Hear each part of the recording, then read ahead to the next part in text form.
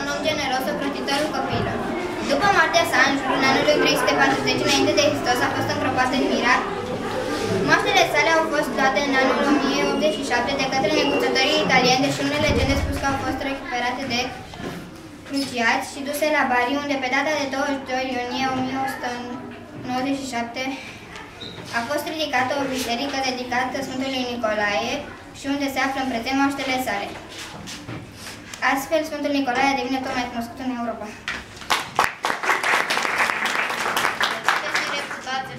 Generos au condus la ideea că el ar putea face minuni și încrederea în el a crescut.